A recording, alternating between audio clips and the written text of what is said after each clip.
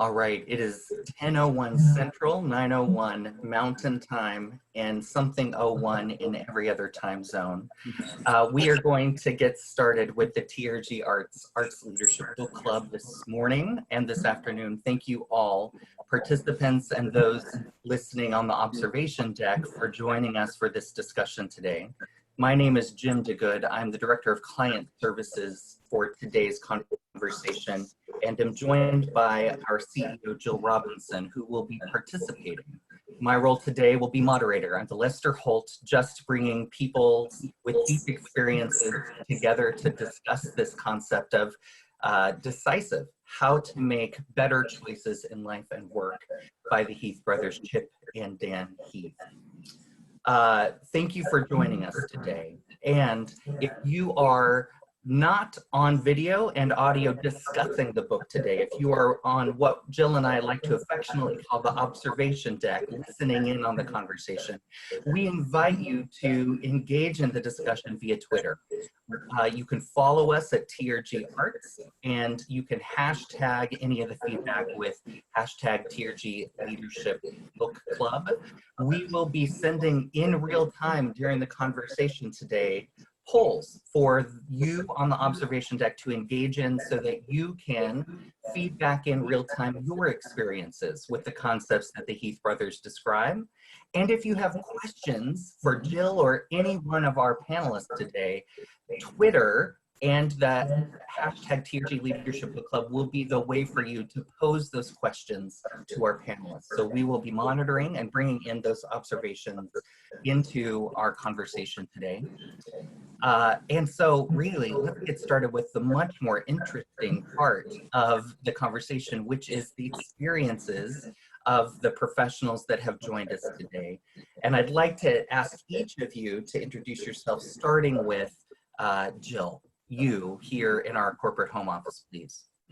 Hello, everyone. I'm Jill Robinson, and I'm CEO of TRG Arts, and I could not be more pleased to be surrounded by this group of leaders today. I would remind each of us on this panel to mute and unmute yourself as you're talking, just to avoid some feedback that I at least am hearing. I'll put myself back on mute now. Thanks so much for joining me today. Right, and just because we have such a varied and diverse group of leaders from all over the world joining us today, I'll call on you one at a time to just help ease the way through the introductions, and I'll go in order in my screen. Paula Gillespie, do you mind starting, please?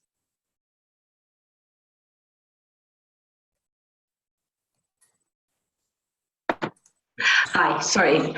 I'm Paula Gillespie. I'm the Chief Operating Officer at the Marlow Theatre in Canterbury, in England. And our core business is really a 1,200 seat theatre. We have a studio theatre, we've got a medieval learning centre, we have a production facility as well. Thank you, Paula, for joining us this afternoon. James Haskins, please. Hi, James Haskins, Managing Director of the Guthrie Theatre in Minneapolis. I've been here in my position for a little over 7 months. Prior to that, I was with the Wilma Theatre in Philadelphia for about 12 years. Glad to be here. Thanks for joining us. Dean? Hi, I'm Dean Gladden, Managing Director of the Alley Theatre. I've been Managing Director here for 14 years, and I was Managing Director of the Cleveland Playhouse for 20 years prior to that. Thanks for joining us, Dean. David. Hi, everyone. David Schmitz. I'm the Executive Director at Steppenwolf Theater in Chicago, Illinois. Been Executive Director for 5 years. Been at Steppenwolf for a total of 15. We're an ensemble-based company. Glad to have you again. Thanks, David. Paul, good morning. Good morning. I'm Paul Meacham. Until very recently, President and CEO of Utah Symphony Utah Opera. I've been involved in orchestra management for almost 40 years, and the reason for stepping down was in part just to give myself a break for the first time in almost 40 years, but I don't intend to stop working, and it's given me a little bit of an opportunity to step back and do things like this and read this fantastic book. Thanks for joining us this morning, Paul. Camilla, good morning to you. Good morning. I'm the Executive Director of the Royal Manitoba Theatre Centre, which is Canada's first regional theatre. We're located in Winnipeg, which is probably the northernmost participant on the call today because I have snow on the ground. Welcome, everyone. Thanks, Camilla. Heather, how about you? Let's stay in Canada for a minute. Hello, I'm Heather Kitchen. I am the CEO and Managing Director of Calgary Opera in Calgary, Alberta. I was the Managing Director of Dallas Theatre Center for 5 years. And prior to that, I was 14 seasons at American Conservatory Theatre in San Francisco. And prior to that, I was 4 years at the Citadel Theatre in Edmonton, Alberta. So vast experience. I moved. Looking forward to your observations today, Heather. Tim Shields, good morning to you. Good morning. Tim Shields, Managing Director of the Old Globe Theater in San Diego, California. I've been here for a couple of years. Before that, 10 years at McCarter Theater in Princeton, New Jersey. Before that, Milwaukee Repertory Theater. Before that, Jiva Theater in Rochester, New York. The witness protection program is working out just fine. Anything but anonymous though, Tim. Thanks for joining us. Heather Stewart, good afternoon to you. Yes, good afternoon. I'm Heather Stewart, Chief Executive of On Fife. We are based in Fife in Scotland. I'm videoing calling in from sunny or not so sunny Glenrothes, but no snow yet. We run about 50 cultural venues across the region of Fife. Can't wait to hear how you will engage in this discussion. Greg Cameron, also from Chicago. Good morning.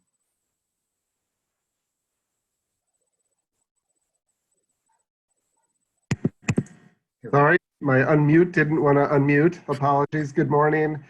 Greg Cameron, the CEO of the Joffrey Ballet. I've been at the Joffrey almost 7 years and had the good fortune of working for 25 years in Chicago in the art museum space. So as I look at this group, I'm the newbie to the performing arts arena. We're glad you're with us, Greg. Thank you. Johan, you're calling from sunny Florida today. Is that right?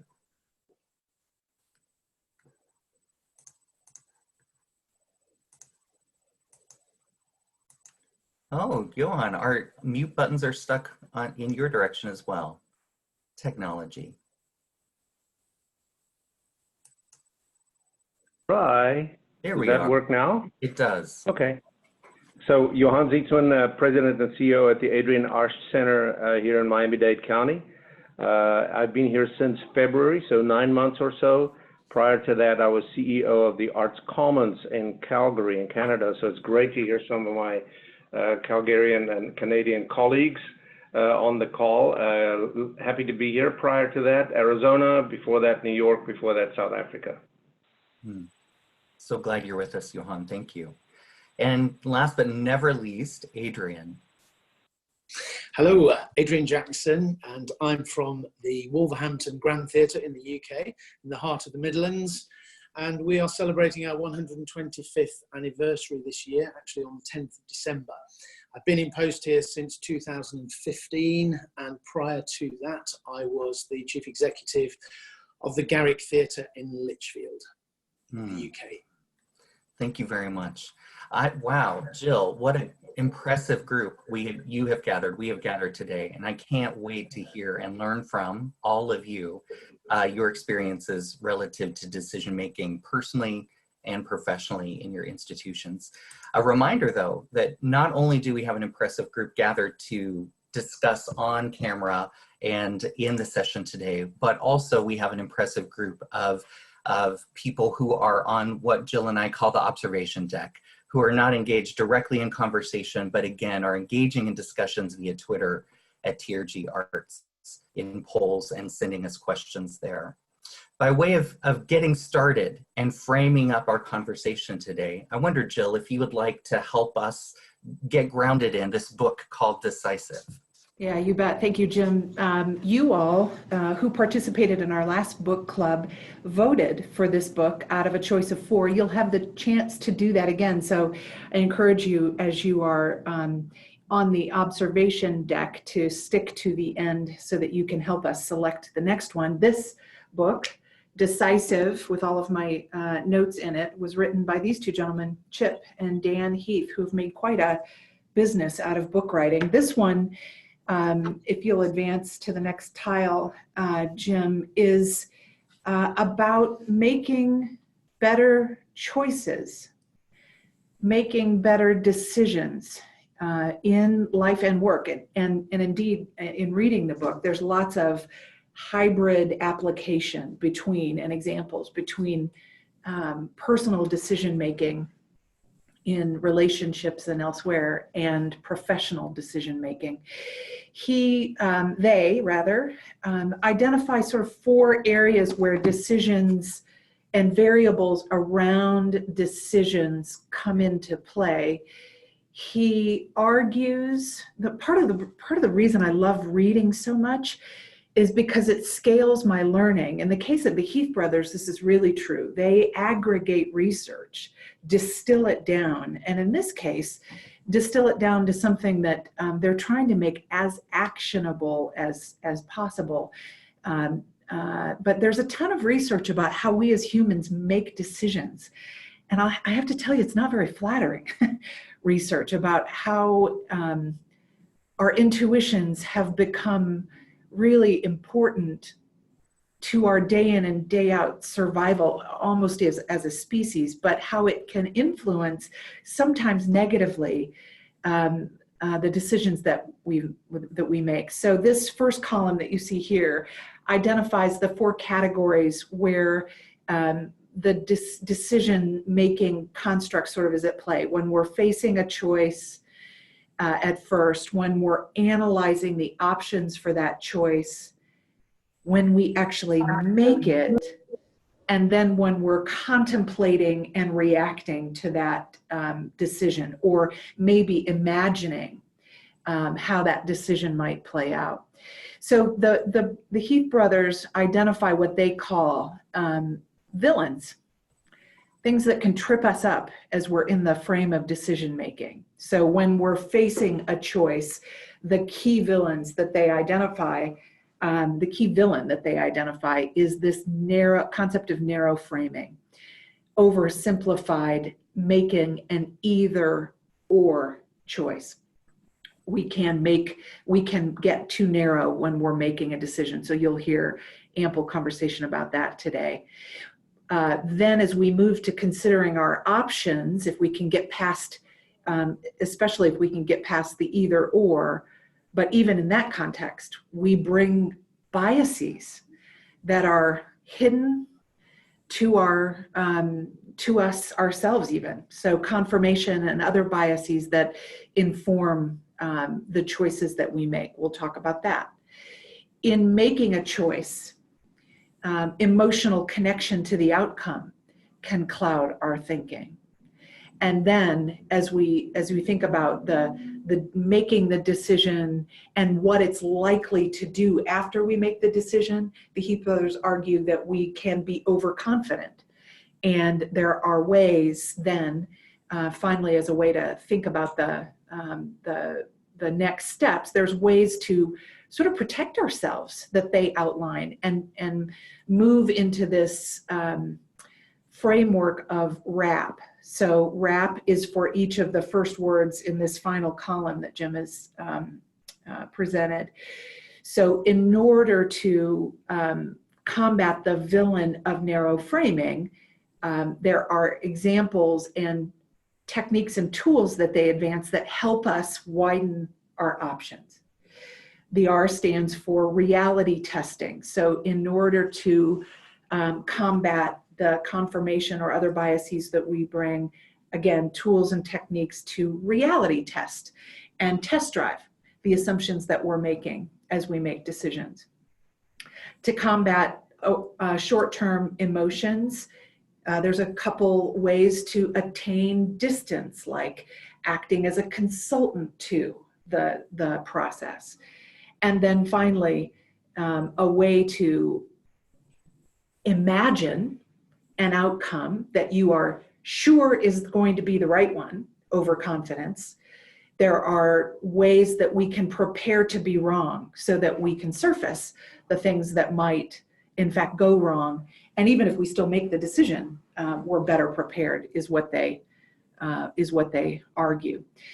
So this book is decidedly different than some of the others that we've read that have been either more academic or conceptual, the silo effect, conceptual, Simon Sinek, conceptual. This is very, very practical with lots and lots of examples and how-tos that as we go into this conversation, we're going to be talking about and applying to our work in arts and culture.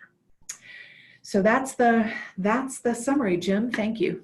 Yeah, thank you. And as part of our conversation to frame up and prepare for today, Jill, because this book is so practical and frames up with so many specific examples of how we might think differently about decision making, you and I said, oh, shoot.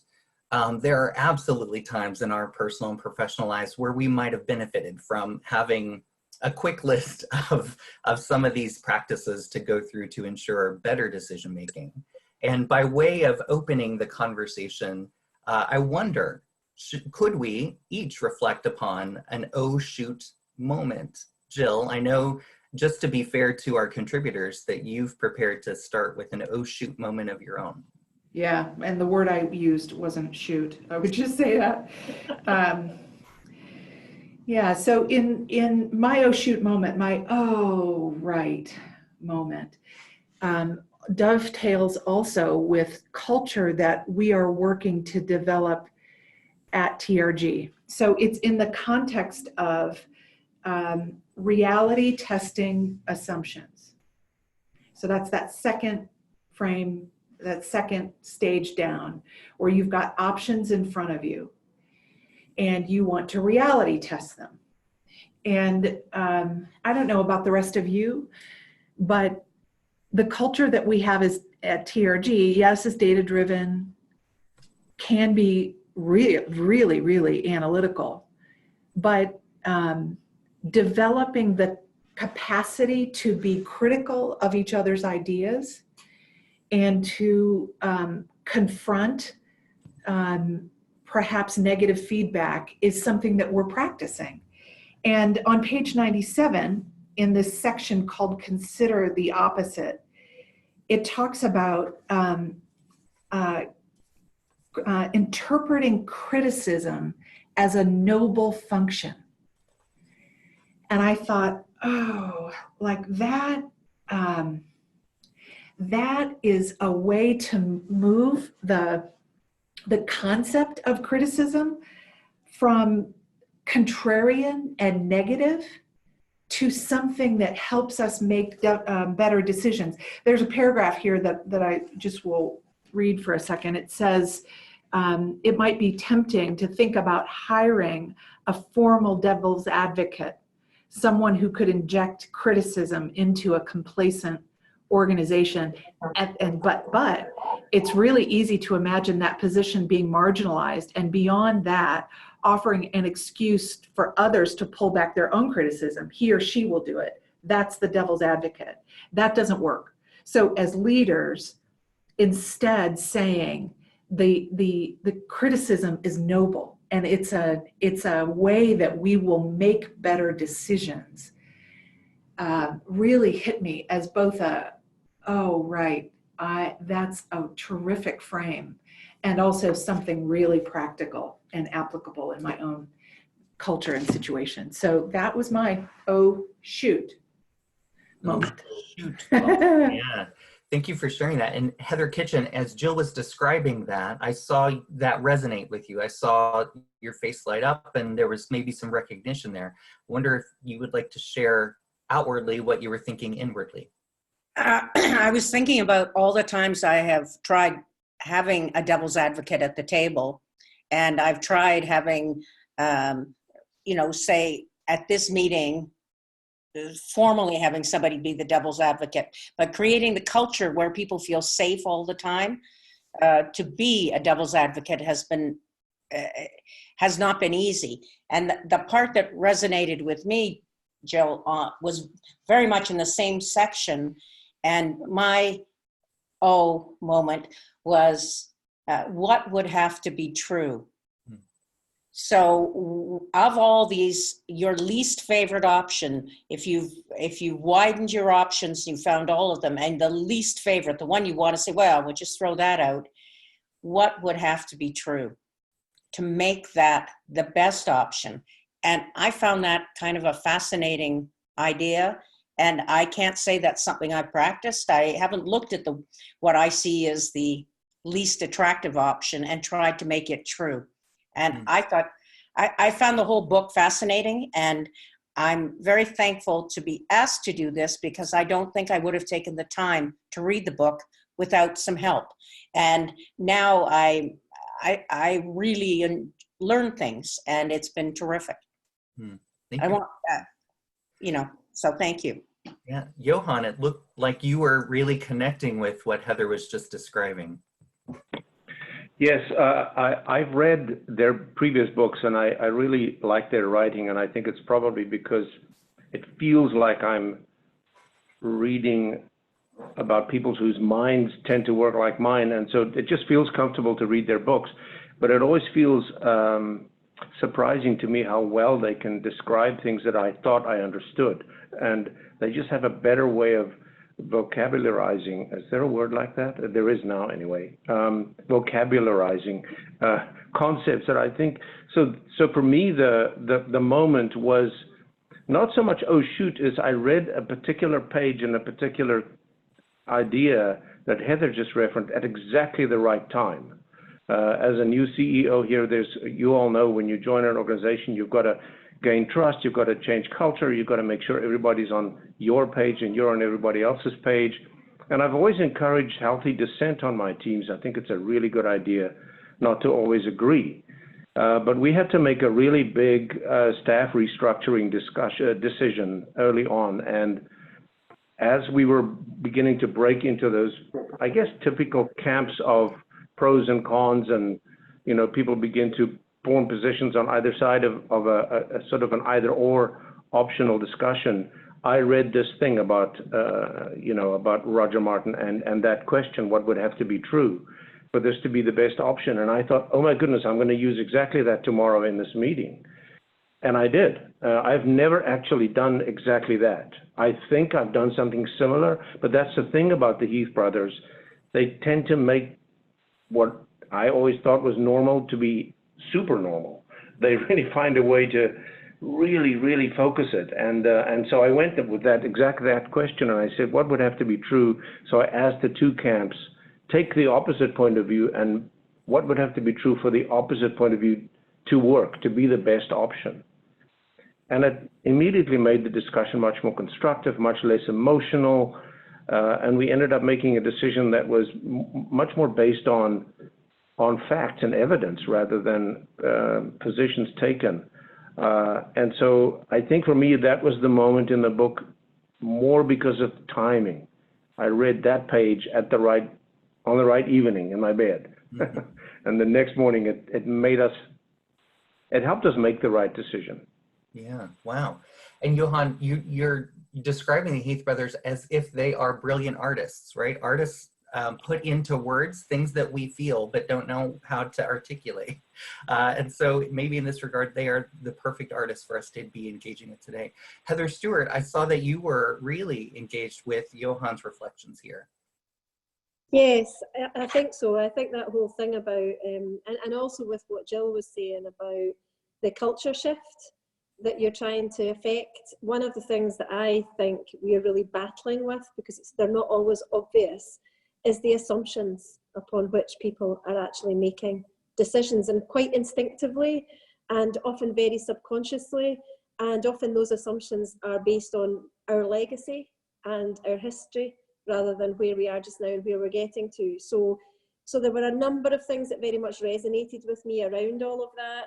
And again, why it resonated, what Johan was saying, was it's this practicality, this pragmatism. So simple things, or things that are simple to apply, like Johan's example, or the vanishing options test. Actually talking about challenging assumptions is very difficult, and identifying them, but guiding a conversation in a particular way that gets you to the point that you need to go to, where you shine the spotlight, the shining the spotlight in places you just wouldn't otherwise get to. So that hit me very much, about that sort of disconfirming, questioning and assumptions. So the vanishing options test. And the other thing was that struck me was that dealing with complex things and this is often the case, doesn't necessarily need complex tools and techniques. So the one thing that hit me as being very, very pragmatic was the playlist. So like other things in the book, I thought I've done a bit of that, I've done a bit of this. I haven't necessarily put the things together, and I maybe haven't done them in the right sequence. But this whole thing about aggregating corporate knowledge, you deal with one particular issue once, and then you share that knowledge. The example in the book was about whether somebody was going to dismiss a member of staff or not.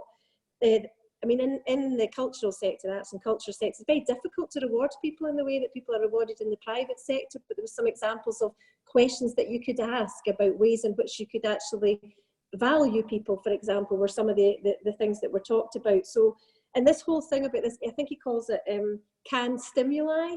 It seems like overly simple to me. Ask yourself these questions and you'll come to a better decision.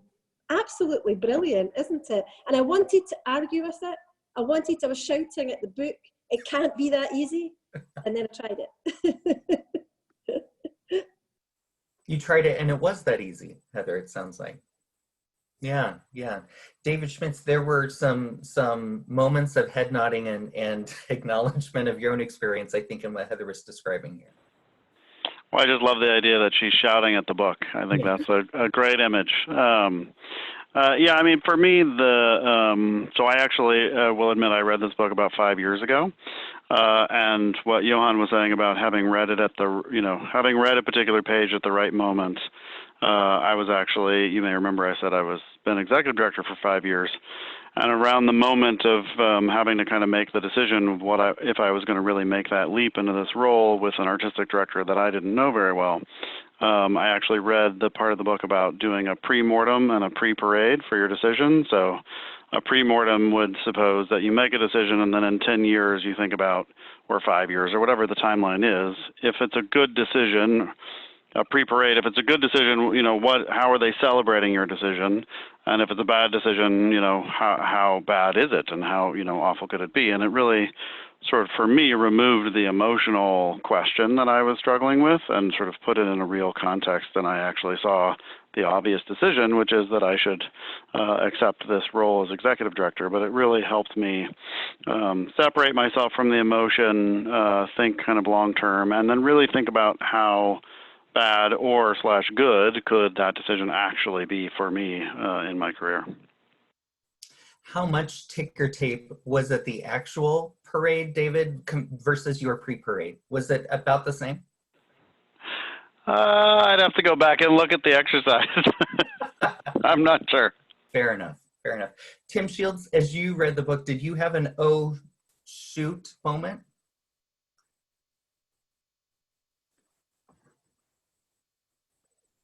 Yeah, the unmute button didn't want to work. There we go. I think I'm there now. A couple of things resonated with me. And again, in the specific circumstance that we are here at the Globe, I applied a concept right away that I'd read the book also, like David, about 5 years ago. And so this was a reintroduction to those concepts. So the Globe, like many organizations, is stuck in a budget cycle where we're not quite finding ways to make everything work the way we'd like it to, and down to a final round of choices about what we make in terms of an operating budget plan for the next year. So I talked to the senior staff about the whole concept of ooching and trying to ooch our way towards, in small steps, towards the goal that we all mutually shared, and recognizing that if we looked at it in a certain way, the gap seemed too large to do anything about. But that if we slowly approached it and made incremental choices, we could probably find a way to bridge that gap. So it was fun to talk with them about that concept. The other one that resonated with me all over again is the one on page 109 about assuming positive intent inside the discussions that are going on, and not choosing to believe that people are not heading in the direction you'd like them to because they have some malevolent thought in their head, but rather trying then to broaden conversations and try to understand how we get people aligned towards the goals that we're all mutually trying to get to. So those are the two most immediate things that resonated with me. I just want to jump in and say that I don't know what page it's on, but this concept of did they call it a marriage diary? Yeah. And I thought about sometimes right when there, we have, 109, Jill. Is it on there? Yeah, Yep. Okay. I thought about sometimes when we have employees we're, you know, we're having to work hard with them, or we maybe feel like they're not succeeding. And I thought about how as leaders, sometimes we let them go and say, you know, it's up to them. They're going to sink or swim. And I said to a colleague of mine recently, I wonder if you were to keep a marriage diary with this employee, and I wonder what that would do to your frame of reference for this person, where we both could see that there was a lot of working clay there and a lot of potential in the person. So it just really resonated with me. The other thing that resonates with me, Jim, and then you'll keep doing your fantastic job, is, you know, sometimes the most simple things are the most effective. You know, it's like part of what we see all the time is that we've got 67,000 data reports in Testatura, and so many things that come at us as leaders that feel like they're really complex, and that must be the answer because it's really complicated, when in fact, sometimes the most simple things are the most powerful. So, yeah. Paula, it looked as if that last point that Jill made resonated with you about sometimes more simple is better than more complex. Yeah, I mean, I've found a lot of the ideas in the book really simple, but there weren't necessarily ideas that I was already working with.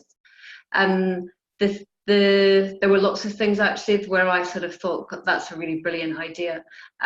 One in particular is something that I think I could apply to parenting my children, but also managing a team of staff, which is that if you're making a decision about when there are different options, that you repeat the alternative options back to the people that have proposed them, so that they understand that you've heard what they're saying, and they can understand that there are pros and cons in their argument. You repeat back the downside of your argument, so that they understand that you understand there's a downside in your argument. And that at the end of the day, even though you might not have decided to take the route that they would want to take, they will go away happy because they know that you have heard them. They've been heard. And I love that idea. I think that's something that you can apply in, you know, across life in all of your relationships. Yeah, indeed. Camilla, that looked like that connected with something in you. Well, any opportunity for parenting tips I will always take, because I have 2 teenager daughters at home and it's easier to come to work. The aha moments for me, the big one, and I will gain the sympathy of the entire listening base by saying that my director of development of 6 years just resigned. So when I came across the sequence on page 149 about how we test people and how we hire people, and I'm just going to read very quickly, and I changed the gender of the athlete, and I also made them Canadian because I do. So imagine if the Canadian Olympic track coach used 2 tests in selecting the women who'd run on the 4x100 relay team. Test 1, get the woman on the track to see how fast she runs. Test 2, meet her in a conference room and see if she answers questions like a fast runner would. I found that just a beautiful aha moment for how we essentially hire our people. And that sense that we all think we're good at interviewing. That was another quote, because we all think we're good at interviewing on both sides, right? We think we're excellent interviewers and interviewees. And just those 2 pieces kind of were my oh shoot moment around this and the challenges in our sector around bringing people. Somebody very smart on this group says, data doesn't do, people do. And I worry sometimes that we're not using the best framework to choose our people. Dean, you've been considered as you've listened to our colleagues, and I wonder what's resonating with you. What are you reflecting upon as you recount your reading of the book? Well, I love those comments because everybody does think they're great at interviewing and they hire the worst people. So I love that. And I also really thought that the whole positive intent, we've been discussing that a lot here, and I just think, especially when you're in a time of change, we have an artistic director and we're making a lot of changes, getting staff on board to assume positive intent about what we're doing is more challenging than you might think. But my aha moment was a more practical thing in dealing with budgeting, and I think one of the hardest things that we have to do is projecting earned income and making assumptions, and we go back into history and look, well, if this worked this, then that should be that, and try to make assumptions. And of course, in our business, no two plays are alike. And just like probably most, if you're in the performing arts, any of the performing arts, nothing is the same as even if you did the same title, 5 or 10 years ago, it's not the same. And trying to come up with the right number to project out for that show. And of course, if we could all project every show right, then we would probably be not in the nonprofit world, we'd be in the for-profit world making a lot of money. But what I liked about the discussion in the book was the fact that we tend to be a little overly optimistic. We tend to compare things to the better selling shows in that genre, and we're not looking at the lower selling shows in that genre as much. And we tend to want to say, "Oh, I can do it. I can do it. I can just hit these numbers." And I think spending more time in the lower end and looking at the medium end and not spending all your time at the upper end might be very helpful to people. Yeah, indeed. I think we're going to come back to that as part of, I don't know, maybe a budgeting process question later, Dean. James Haskins, you and I engaged in a quick dialogue in advance of this time together, and you have an alternate view that I would love for you to share about your reflections about the concepts in the book. Sure, although I definitely look forward to the budgeting conversation to see if there's some insight, because I think that's always a challenge for all of us. I guess my response was that I didn't feel that I had any oh shoot or really surprise moments when I was reading the book. It really felt a large part that much of was in the book felt like common sense to me to a degree, although framed in a particular way and structured in a particular way that I think is useful to think about. But I began reflecting sort of on decision making that occurs within theater, which is a highly collaborative form.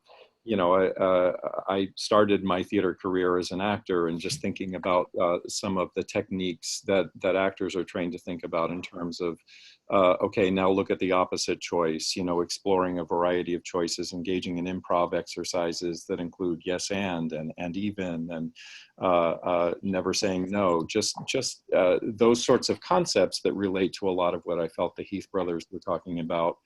That lead to decision making. And then, in the course of a production, we start with a concept meeting, and there are just literally thousands of decisions that are made along the way regarding design, regarding casting, and always working to a deadline. We always have an opening night, so that kind of compels us to make these decisions along the way so that we can achieve the goal that we're looking for.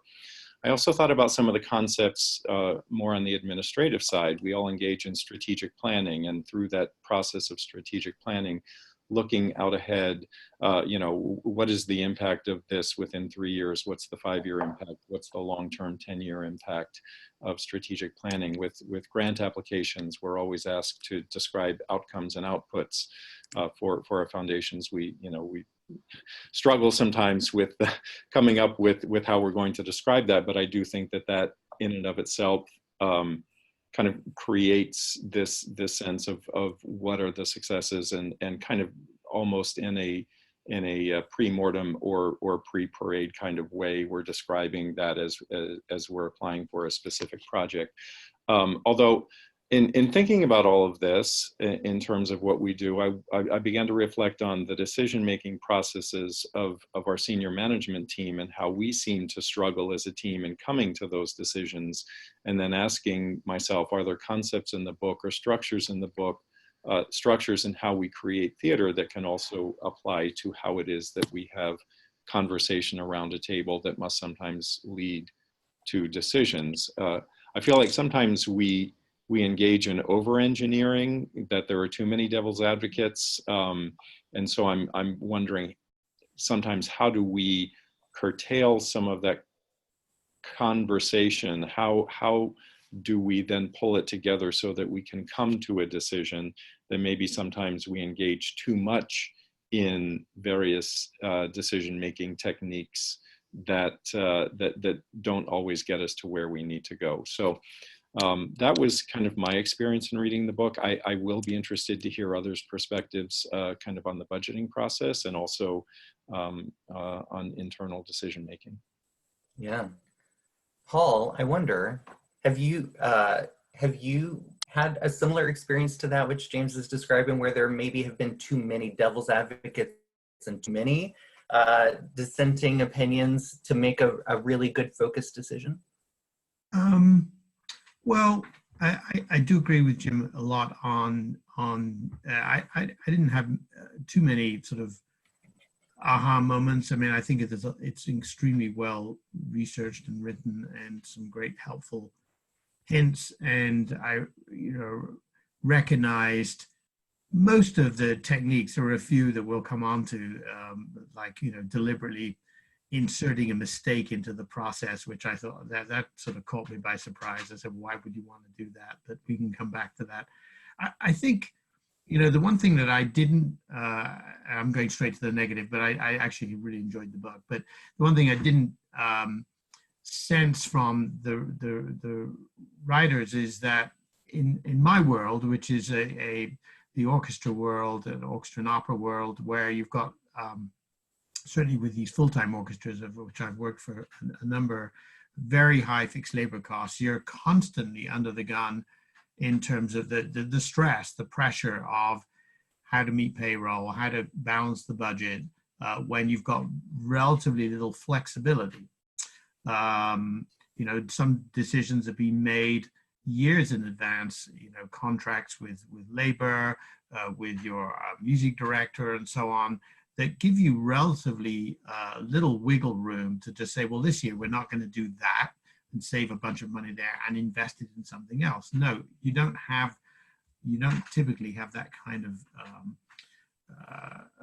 flexibility. So what I didn't see in this is in the context that I've certainly lived through many years, the stress of how you balance the financial with the forward momentum that you're looking for with the organization.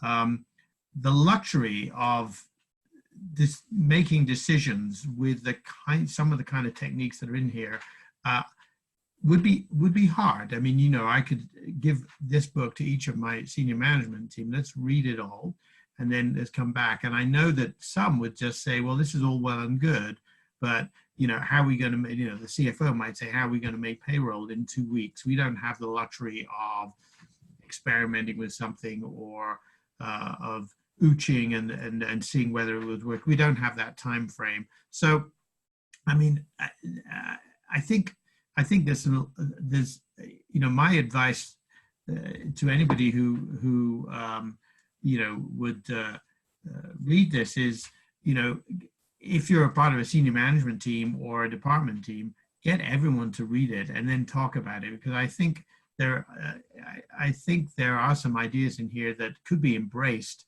and tried, but it would require something of a culture shift. And Jill referred to culture a little bit, and I think that is one of the things that I'm taking away from this book is, how do you get, I think there's some great stuff in here, but how do you get everyone on board to even have the conversation about a different way of making decisions? because the pressure that individual staff members are under and the organization as a whole is often under might make it difficult for people to embrace the kind of thinking and the stepping away from the day-to-day that's required to really implement some of the things that are in this book. I've been thinking about the orchestra business a lot these days, and I think what I'm about to say applies to everyone. But I think there's, in having everyone read it, I would want the board to, because culture in an organization of the sizes of that you all represent, culture starts there too. And so there, as I listened to you talk, Paul, I thought, there are campaigns you can do, departmentally. There's lots of application. Camilla, your comment about hiring, oh God, that was a total oh God moment for me in this book. But I also think about the culture of big organizations and the risk and the decisions that are made, even as an industry. It's a longer conversation, but it can be small, but it also can be big, how you would apply some of these framing devices. So it just stimulated a lot of thinking for me. Jim, go ahead. It looked like, David, you had a couple of stimulating responses to Paul's comments as well.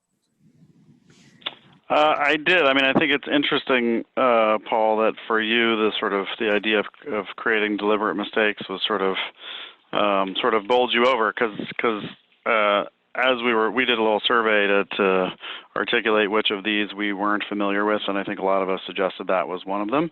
But I went back and I read that, and I realized what he's actually talking about is laying out your assumptions and then challenging those assumptions and checking those assumptions. And there's so many assumptions that are involved in the inherent structures of our institutions, whether they be theaters or orchestras or operas or what have you, in terms of timelines and decision making, et cetera.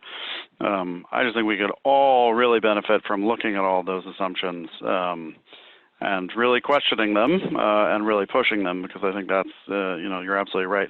And I just wanted to add, something that for me, just speaking to simplicity, this anytime somebody says to me, well, we have to decide whether or not, which is one of the things they talk about in the book, and just a very quick quote, they say, when life offers us a this or that choice, we should have the gall to ask whether the right answer might be both. And the number of times over the last 5 years that somebody has said to me, well, we have to decide whether or not. And that's, to me, that has become a tripwire where I get an alarm bell on my head and I immediately turn to pushing them on what are the 3 other options? What are the 4 other options, as opposed to just the 2 you're presenting. And it's actually hard to really get people out of that. But that to me is just an immediate takeaway that I took from the book, that we could all take away from the book, I think. I've even started to think about that related to hiring. Like, if we have to replace this person. Well, why one? Like, why? Let's challenge. Why do we need that one person? Could it be 2? Could it be a contractor? Yeah. Greg Cameron, we haven't yet heard from you, and that's my fault. And I wonder if you had an aha moment or have heard something from your colleagues that you'd like to address. Sure, well, I'll just jump into the oh shoot by page 2 when they started talking about intuitive feelings. I fancy myself as an intuitive decision maker, hence our work with TRG, where you mix intuition with data. So I was like, okay, this book is going to, to be a good read for me. And I did love the simplicity of it and the models and the way they summarized at the end. I feel like a book like this, if I can walk away with 2 or 3 learning moments that I can have stick with me, the investment in my time in reading the book has been great. And, on page 2, I already was like, they're challenging my notion that intuition is a way to go, and that you really need to broaden and widen and analyze things. So I felt compelled to keep reading. The aha moment for me was, it was on page 169, there was a question posed of what would our successors do? And I thought, oh my God, this is brilliant. I've been here for 7 years. I don't plan on being here forever.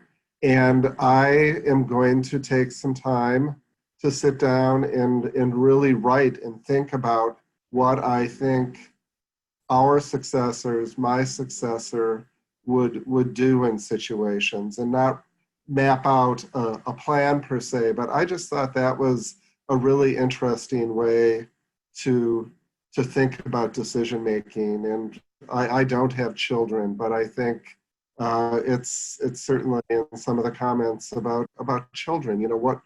What will the next generation do? What are we doing? How are the decisions that we're making now impacting future decisions?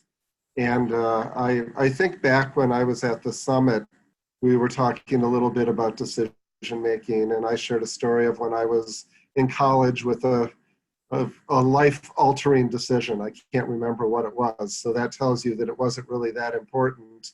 But I waited in line to get on the single phone at the end of the dorm hallway, to share with my mom and seek some advice about a decision. And her response to me was, Greg, decision terminates panic. Make a decision, and then you'll have to make a series of, decisions. Life is one big decision. So I love the fact that they also sort of brought the professional and the personal together. I think for all of us, our jobs are a lifestyle. We're not, just working for a theater company or for a ballet or an opera or an orchestra. So it's how do we integrate decisions that are very much about our personal life into the professional side of what we do. And that is critically important to keeping us balanced. I don't like to talk about life-work balance. I like to think about balance. So those were some of my thoughts. But a good read. Thank you, Jill, for getting me to read it. Thanks, Greg, for those reflections. And in fact, Jill, both Greg and David referred to our affinity for data at TRG, and David mentioned a survey that we asked him and others to complete, and I wonder if we should talk about that. Yeah. So you'll bring that deck back up. We did a survey of everyone who not only is on the panel, but registered to be part of the observation deck, and asked over a series of, Jim is going to describe them, a series of, 15 or 18 of these tests and practicums that group into the RAP framework. We asked about familiarity. And so the bucket that we are most familiar with in this arts and cultural sector is the widen your options bucket. So the average score, again, the rank of familiarity was 0 to 10. The average score in widen your options was what you see here. Just behind it was the bucket of things around reality testing your assumption. And then, these are averages, but the ones on the right-hand side are markedly different. You're going to see that in detail. Attaining distance, we don't do as well preparing the eventuality, and preparing to be wrong is the part that we are least familiar with. I shouldn't say don't do as well. We are least practiced at. So Jim, we've got detail here. Why don't you share that and serve that up? I would be happy to. And before that, I would say we've asked our observation deck participants to engage in this question themselves. And in real time, the observation deck poll is also showing that prepared to be wrong is the place where we tend to skip over in the decision-making process most readily. So it's interesting that that aligns with the lower average scores here as well. So Jill noted that we dug deeper, and underneath each of these 4 quadrants or steps in the decision-making process, the Heath brothers identify several ways in which we can achieve each one of those 4 steps. So along the right-hand side here, where the legend of this chart is, you can see each of the tactics that the Heath brothers describe that could help us achieve the goal of widening our options. And this is a box and whiskers chart for those of you who have not seen these before. The reason we like this is that statistically, it helps us very quickly see trends. And so there are two things. There are lots of things to love about box and whiskers charts if you like them. But the top two that I want to draw your attention to is you can see the placement of the X within each box. The placement of the X is the average score, again on a scale of 0 to 10, with 10 being the most familiarity or the most usage of that skill. The other thing that I want you to observe is how close together or how tight, how much or how little area the box itself takes up. So here on the right-hand side, this darkest, I don't know, brown burgundy color you can see is pretty tight. That means all of the average scores are pretty close together within a range. You can see this first lightest green color has a much larger area that it takes up vertically. That means that the answers were more varied. And so when we look at the responses to the box and whiskers chart, you can quickly visually discern that the places where we have the most comfort and we're utilizing the skill that is described the most frequently is in looking for outside information to help validate decisions or assumptions that we've been making. We're also utilizing this, this habit of, as David illuminated, making sure that we're asking and statements rather than or, ensuring that we're opening up options rather than limiting options as we are evaluating decisions. The concepts that were the most new to our observers and participants, or we have the least amount of familiarity with, were creating this decision-making playlist. And again, that is rather than a checklist that ensures you are advancing through a process the same way every time, having a series of questions that ensure that you are expanding your thinking as you engage in decision making. And then the vanishing options test was the second where we have the least familiarity or using this skill the most. And that's ensuring that we're understanding the opportunity costs. You know, what are we leaving off the table? What won't we be able to do if we advance in this decision?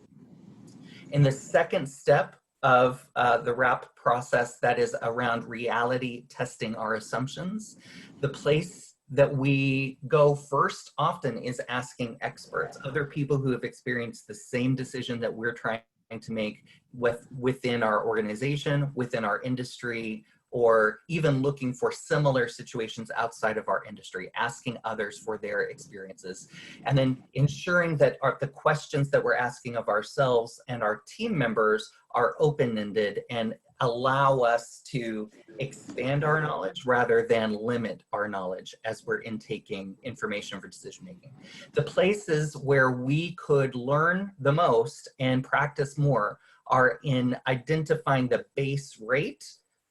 So as a data-oriented consulting firm, you can understand how that kind of excites us, looking for alternative and secondary data points to help test the assumptions that are factoring into decision-making here.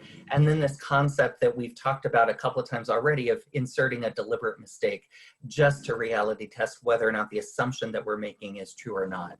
We see that in our business all the time. Yeah, deliberate mistakes are hard for us in the context of our business models, I think, to feel like we can make them. Yeah, indeed. Pushing forward, the third step in the decision-making process is attaining distance. You'll remember that as we progress through the 4 steps, this is where we're starting to see lower average scores across this group as well as across the listeners who are in the observation deck, and the place where it's not a surprise to Jill and I that we all rate pretty highly is ensuring that decisions are in alignment with our core priorities. Again, for all of us who are supporting the creation of arts and the dissemination of arts, that's pretty close in alignment to our organizational beliefs and our personal beliefs. So it's not a surprise that this ranks pretty highly. The 10-10-10 test, which really reflects the advice that Greg's mother gave him in college, is one of those concepts that we have less practice with. And a reminder that the 10-10-10 test is asking ourselves what impact or outcome, how much emotion would we have around this decision 10 hours from now, 10 months from now, 10 years from now? Does having that kind of alternative perspective of time alter the emotion around the decision that we're making today? And then the final step, the step that we have the least practice with and we have the most, I think, to learn from one another is around preparing to be wrong. After we've made a decision, do we have the right kind of guardrails around that decision to ensure that we can navigate beyond the decision if we've been wrong, either because we've been more successful than we've planned or we've been less successful than we planned. And certainly we all, as Paul noted, and as James noted, we all have deadlines that we are forced to help us with decisions. But the place where we have the opportunity to learn the most and maybe practice the most is around David's concept of a pre-parade. Like how would we change if what we've planned goes better than what we thought? How would we change the way we operate? How would our organizations change the way they operate if we actually are more successful than we're planning to be today? It's interesting what Jamie brought around strategic planning. You know, when we are engaged in that, we think about this word of destination, and we ask our clients and ourselves to imagine in 5 years, what's the destination? And it's exciting and motivating. And that is an example of a pre-parade. I hadn't thought of it that way. It's a good add and framework. Yeah. So that's a little data that helps us know where we're already comfortable and where we have opportunities to stretch ourselves as a field and as leaders. And Jill and I believe that there is exciting application potential for some of the concepts in this book, generally as leaders, outside of the construct of the budget conversation. And we'd love to open the floor to hear how beyond hiring in Camilla's example, beyond budgeting in some of the examples that we've heard previously, how might you as leaders begin to apply some of the concepts that you were either reminded of or learned anew as you skimmed through this book? Yeah, Heather Kitchen, thank you. I had an opportunity to apply the 10-10-10 recently we're in tech at the moment. And so over the weekend, there was a clash between two people. And in coaching these two folks, I used the 10-10-10 and said, you know, you're very emotional right now. This is in separate conversations. But honestly, a year from now, 10 months from now, how much are you really going to care about this very moment?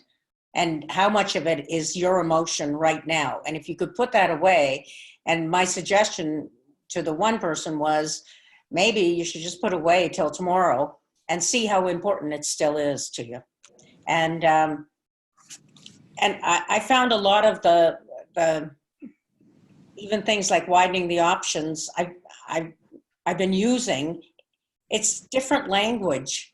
And in a way, what I found great about this book is the framework of language that it gave me. Because as a number of people have said, we're applying them all the time. But just be able to say, all right, so because we're also in some hiring, and I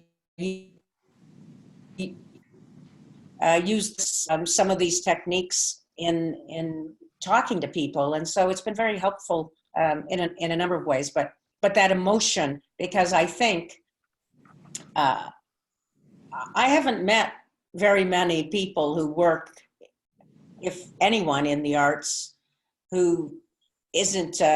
You know, we talk about being foot forward. I think we're emotion forward often in our business. So using it, I found it very helpful. Thank you for that, Heather. Graham Dowling is on the observation deck. And Graham, I see that you've raised your hand. If you have a question you'd like us to pose, or if you'd like to insert a viewpoint, I invite you to tweet that at TRG Arts. Or if you're not on Twitter, if you're a Luddite, you can email us at letstalk@trgarts.com, and we will address that question or pose your question to the panel. Paula, I saw as we were engaging in this that you raised your hand as well. Yeah,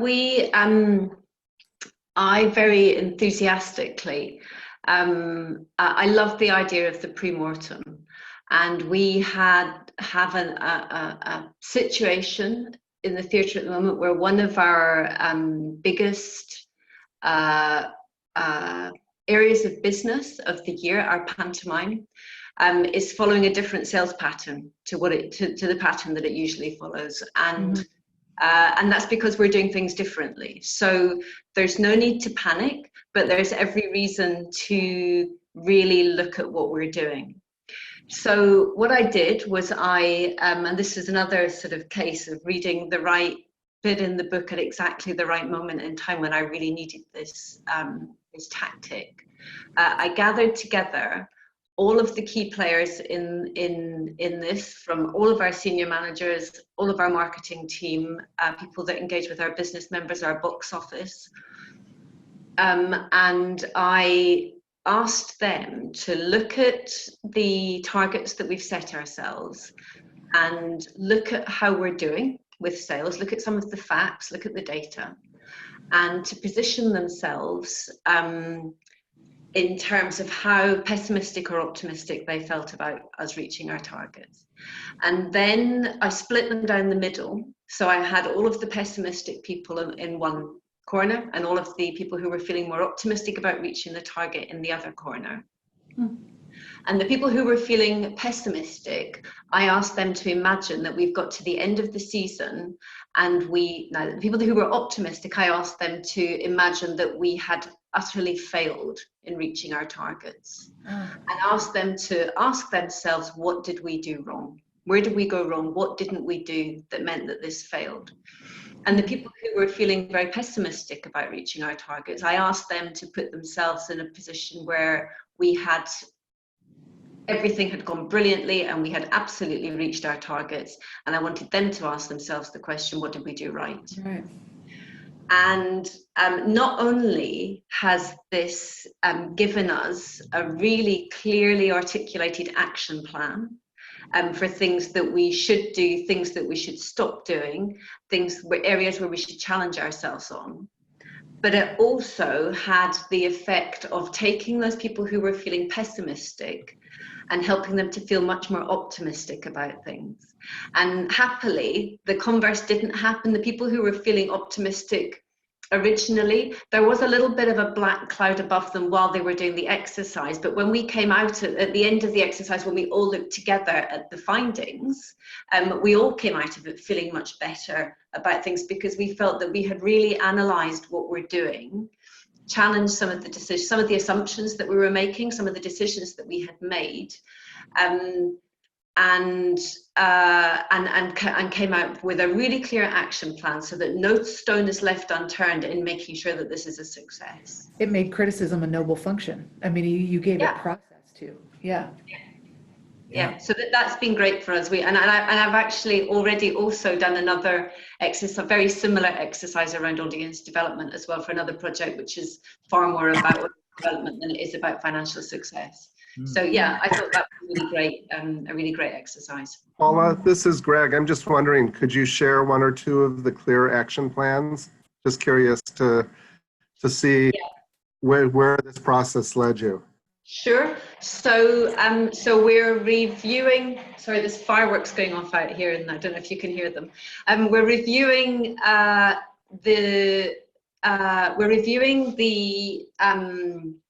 TV ad, because there were people who had question marks about the TV ad, but because it had been made, nobody thought to question it, because it was already made and the TV ad was already going out. So it was sort of, everybody was just thinking, well, that's a done deal, that there isn't an option to change it. And there is an option to change it. And it, you have to challenge yourself in order to do that. But the feeling generally that came out of the conversation was, no, actually, we do need to change it.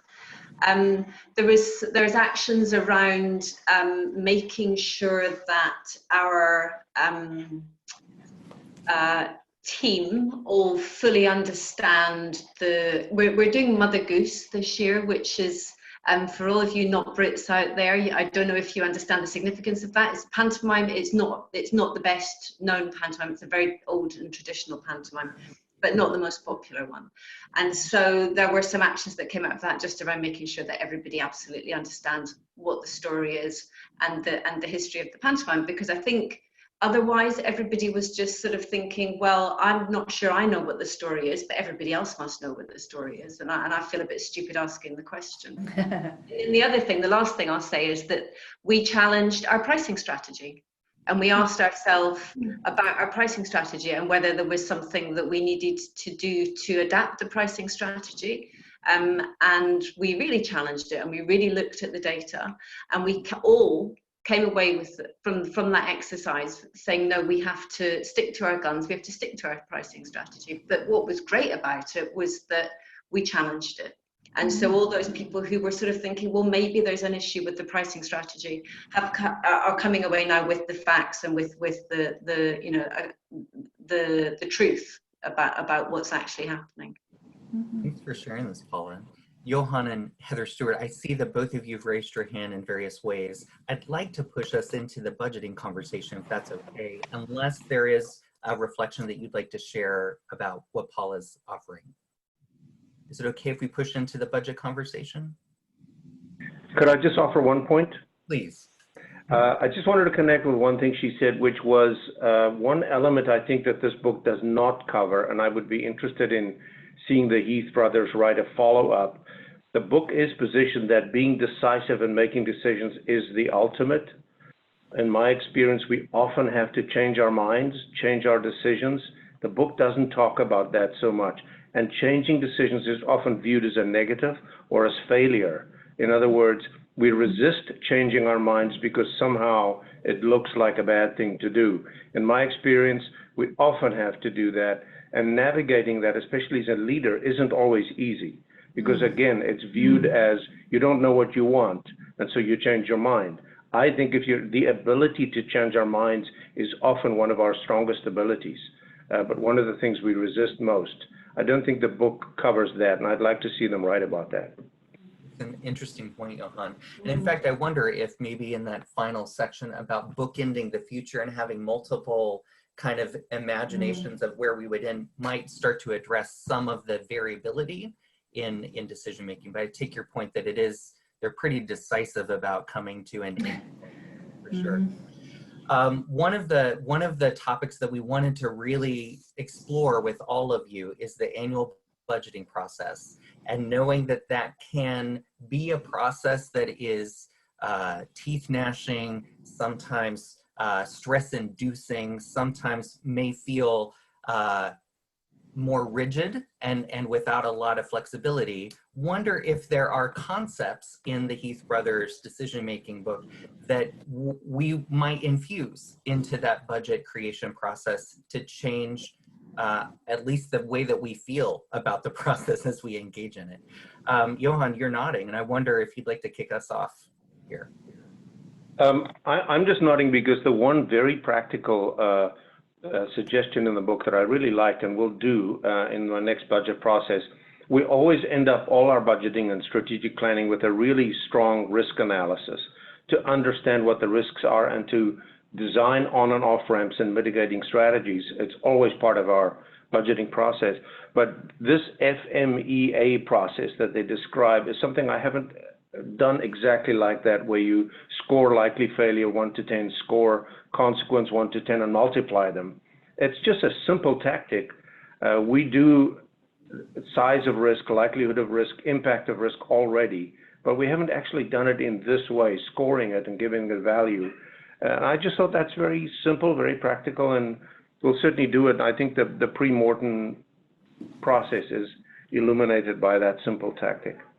Yeah, thank you, Johan. Heather Stewart. Yeah, I mean, I think there were a few things that struck me that as a package could be really helpful in supporting the budget decisions. I think we're all pretty scarred in the cultural sector in terms of the budget process, and I think in the context of the book, what happens then is this is an even more risky area in terms of being influenced by that whole short-term emotion, and particularly when you're bringing your team round the table to try and have more objective or creative discussions, and to shift people out of that, what do they call it, the sort of the preventative mindset and more into the promotion mindset. You know, what can we do more of that would help, as opposed to just that kind of, you know, cuts, do less of. And we've been using a little bit of that. I've been calling it the sort of it's the kind of toddler why question, trying to really introduce a culture of inquiry into the organisation. This is again about moving away from assumptions, but actually just asking the why question. And I think the things that really help with that are, if you remove options, which is the vanishing options, and you shine the spotlight in places that you wouldn't.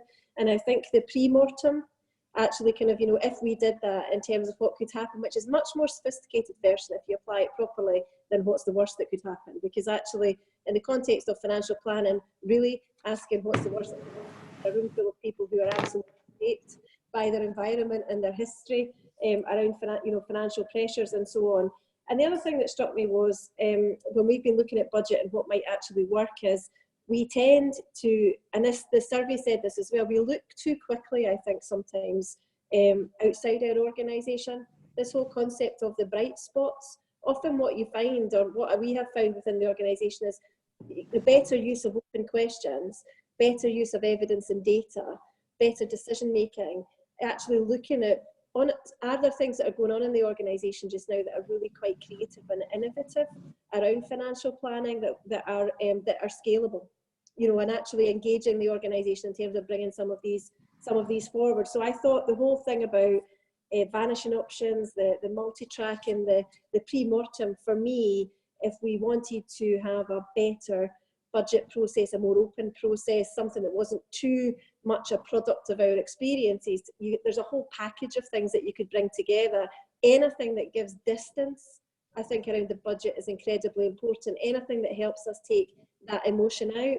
The one thing that really struck me as being helpful from that perspective, because you get into that, you can't see the, you can't see the wood for the trees, was that whole thing about, if I was telling another chief executive, or I was advising another chief executive on some of the budget challenges that they're facing, what would I say, as opposed to what would I tell myself? That was quite a scary conversation. I realised I had great advice for everybody else, and that's so that observer perspective, because we can help other people be more objective, but actually removing ourselves from something that's so emotionally charged in terms of the success of your own business is really difficult. Yeah, thank you for that, Heather. We'll go to Camilla and then David and then James. And as we're transitioning to Camilla, I would just say those who are participating in our lifetime conversation on the observation deck totally agree with you, Heather, that the pre-mortem is the #1 new tactic that they're going to bring into their own decision-making as they leave this book club. So there's a lot of alignment with what you've just described. Camilla. I tend to lean on the idea of the pre-mortem as well, and I wonder if that just makes me naturally more pessimistic than optimistic. But what I love the idea of the ooch in terms of kind of inching or scooting closer to the reality you want to see.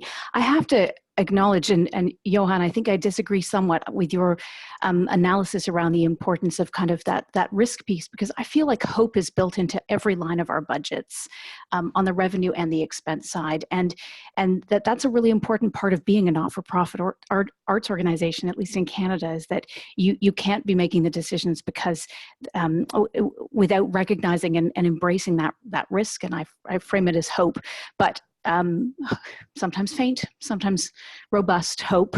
But I think that when we can kind of, take those measurable inching steps towards the reality that we need to see, when we can encourage our staff to look really carefully at every line, that's when we're going to find the bigger gains that we're looking for. My board constantly asks for a zero-based budget or a zero-based budgeting process, and I always feel that that's a very unfair analysis to give us, because we're not zero-based. We have a lot of information and data and people around us, and those have to play a major part. But I'm also going into my first season budget process with the new artistic director. And I've been really thinking about the piece in the book around engineering and the safety factor. And what's the safety factor that I can build into the numbers that will make sure that her first season is a success on the bottom line? I have no doubt it will be a success artistically, but I know that our board will look at both parts of that equation. And so I'm trying to figure out my safety factor and getting, frankly, a little jealous of the engineers who get to put safety factors of 6 or 11, right? Like, can you imagine saying our goal is X, but we're actually going to divide it by 6 because that's the safe decision here. So anyway, just my thoughts. Yeah, I don't know, but creating elevators is less sexy than what we do, Camilla, right? Significantly. David, I saw that your hand was up. Yeah, thank you. I want to come back maybe to the idea of creating deliberate mistakes that they talk about in the book. And, again, when I saw that, and I think this speaks to my own loss aversion, but this idea of actually making a mistake, which in my mind is a failure, and actually reframing that as, actually, how do you contradict your assumptions? And there's so many assumptions that are fundamental to our budget process, just at the very simplicity of the timeline of when that budget process happens. Some of us budget early, some of us budget late. The assumption of what that outcome should be. Should it be a 0 at the end of it? Should it be a surplus? Should it be a deficit? And not to say any of those are right or wrong, but and assumptions just flow throughout the document, right? A budget is actually a series of assumptions articulated in numbers. But what are those assumptions? And then trying to identify the assumptions that, if we're wrong about them, might lead to the most beneficial outcome. And then trying to, go against, contradict that assumption. I just think there's real potential in that at Steppenwolf and, probably for many of us. And we are just always battling time. There's so many great perspectives and experiences at this table, and I wish that we could keep going and hearing from more of you. James, I saw that your hand was up and wonder if you'd like to have kind of the last moment of reflection around how we might use this for budgeting. So I was just continuing the conversation around both zero-based budgeting and assumptions. I feel like the one thing that we rarely have the opportunity to do with budgeting is to attain distance and to really step back, question assumptions. And oftentimes these are assumptions that have been in place for years and years and years. I'm moving into a $28 million organization, and I have a lot to learn in terms of the budgeting process here, but it seems like there's a lot baked in from history that we need the opportunity to step back and really question a lot of the assumptions that are baked into the budget. And perhaps we have talked about zero-based budgeting. We have talked about, what if we were to rebuild this from the ground up? What would it look like? Would it look the same, or would it be significantly different? And so I think there is value in doing that. The challenge is always time, because we're up against deadlines in terms of passing budgets for the next fiscal year. But I think if the opportunity exists to attain distance, I think that's something that I really gleaned from the book regarding budgeting. I think that would be very, very valuable. I appreciate that perspective, James. Thank you. Jill, we've heard a lot of really good ideas about how we might infuse a bit of different energy into the budgeting process. And I wonder what stood out to you by way of wrap up here? Well, we have, if you would bring up the deck that we prepared, there's several categories as it relates to the budgeting process that we identified that you all have talked about. But I'll tell you what, this concept that Jamie, you advanced about what we can learn from how we produce the art has captivated me for the past couple of years, because we do know how to rehearse. We do know how to do yes and. Our producers of art have lots of frameworks for better outcomes, maybe, and some of these are here.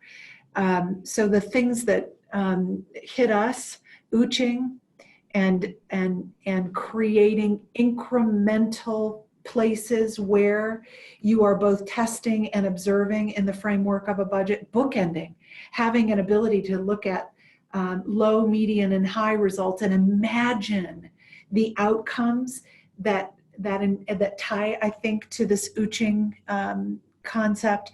having a playlist that you approach every budgeting cycle with, that is an amalgamation of best practices that you have internally and externally decided want to be part of, that you can go back to, that helps ensure that you're approaching the budgeting process with the most wide portfolio of questions. And then this concept of mistakes, David. As a small business owner, I've made a lot of them, and it does feel like a failure. And then of reframing this and reframing dissent or criticism as a positive in the context of a budget, how that looks, planning for that so that you can learn.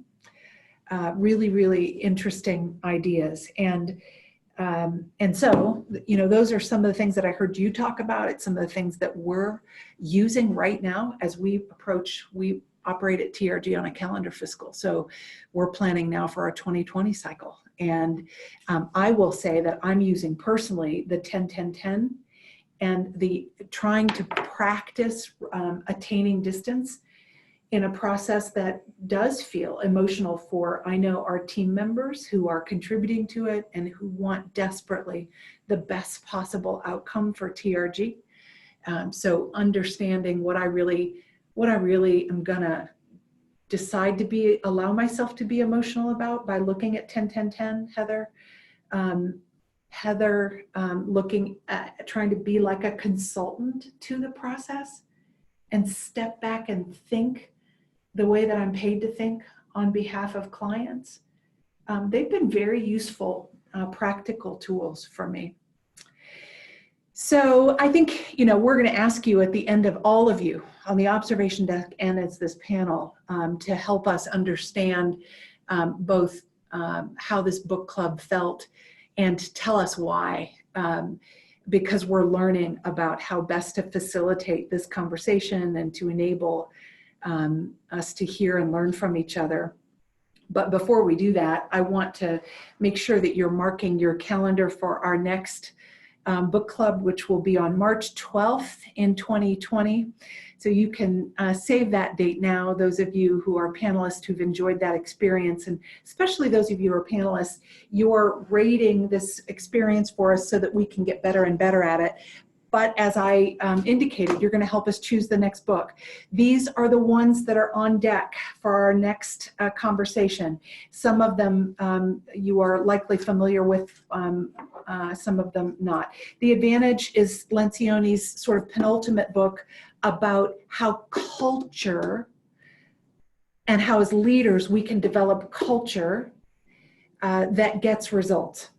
It's a playbook that we're using at TRG right now, and it's one that we are interested in talking about. Radical Candor, another leadership tool. Culture, about giving and receiving feedback and creating a culture that is comfortable with it. You're voting now, thank you. Persuasion. This is a book about communication and capturing a moment when audiences become receptive to a message before they experience it. Think about board meetings. Think about donor conversations. Think about any conversation you're trying to influence. And then finally, Hustle and Float, a British author who talks about how we live in a hustle environment, a get it done, Twitter, timelines, deadline. And her contention is that it's zapped creativity out of our processes and our work process. So she wants us to be reminded about how to float and reconcile how our work culture has dampened creativity. I haven't read any of this except for The Advantage in full. I'm really interested in that pressure that as leaders we feel to get results, but also remember we serve a creative industry with creative people. I'm really interested to hear what Harfouche has to say about that. You're voting now and in real time, and I don't know how this works actually technically, Jim, whether and how we'll close down that poll. Yes, but yeah, we're just going to give 3 more seconds for this poll. Know that this is not the final end-all be-all. We can continue to poll on Twitter and with emails to TRG if you would desire. But right now, the results of the poll look as if the initial reaction is radical candor by Kim Scott, and can share those results out. Yeah, Kim is an active person online, and I know it will, if it's the final result, it will be a great one. And then the next poll I think that we've got is one that helps us understand. There's a second poll here, Jim, that helps us understand feedback to the session itself. And that's equally important for us to have information on. So appreciate deeply my friends and colleagues who have joined us today. We will get better and better at ensuring that you're talking to each other and that we've got the right framework for this conversation. Be sure to give us open narrative information about the reason you've given us the score so that we can take that and improve on it. I loved reading Decisive with you, and I loved seeing your faces and being with you. And thank you, Jim, for being such a wonderful facilitator and moderator for us today. Thanks, Tim, and the rest of you.